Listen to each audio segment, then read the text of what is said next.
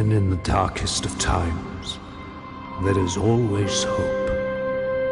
But sometimes fear clouds our vision. Sometimes our strength gives out. And yet sometimes when all seems lost, a light shines through the darkness. Some sequels can be such disappointments from the original in the series that it ruins that one as well. The Hangover 2 is an example of this in movies, and unfortunately, the game I have today falls into that category for games. In the Legend of Spyro sub-series, A New Beginning was a flawed but still enjoyable game that had a great sense of humor and a great combat system. However, with a darker tone and a lot less fun, we have the final game in the series. This is The Legend of Spyro, Dawn of the Dragon for the Xbox 360.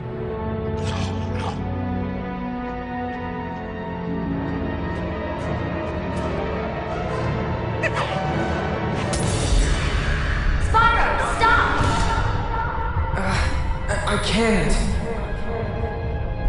Get close to me, now!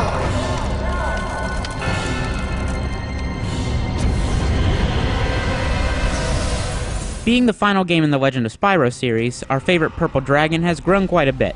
He's still voiced by Elijah, joined by his friend Sparks, now voiced by Wayne Brady for some reason, but the game doesn't really hold your hand or recap any of the events of the previous games. If you haven't played the first Legend of Spyro game, you'll be completely lost, as this series acted as a reboot for the character. Spyro is also joined by Cinder, a darker female dragon who doesn't seem too thrilled about helping him. This means that some sections of the game feature an ally, and you can switch between both characters.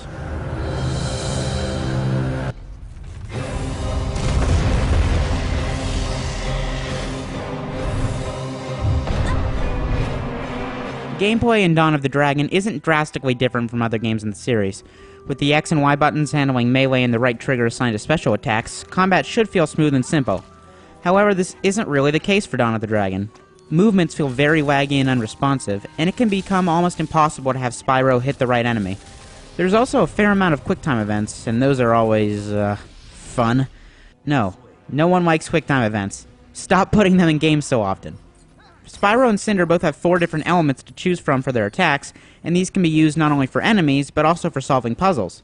These puzzles are also absolutely awful, with not so much satisfaction at the end as, like, relief. Great. It's over.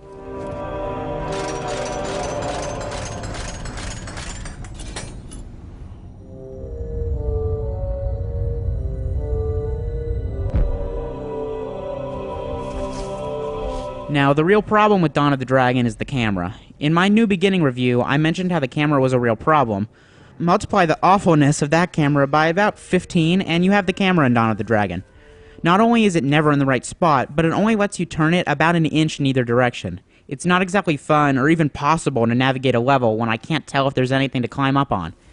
Allied AI is also a real problem, with jitters and bumps often knocking you out of the way while they try to do something.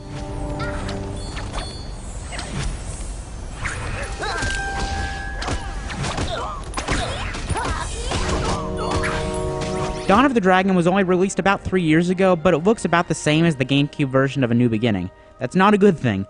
Character models look terrible, environments are bland, and just like A New Beginning, fire is the best thing to look at. Voices are still excellent, with tons of big-name actors doing roles. This chain is slowing us down.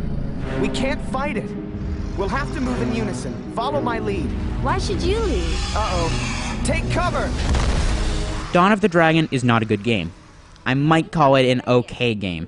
Fans of the Legend of Spyro series may get some enjoyment out of it, but for everyone else who just liked the first game, I'd stay away.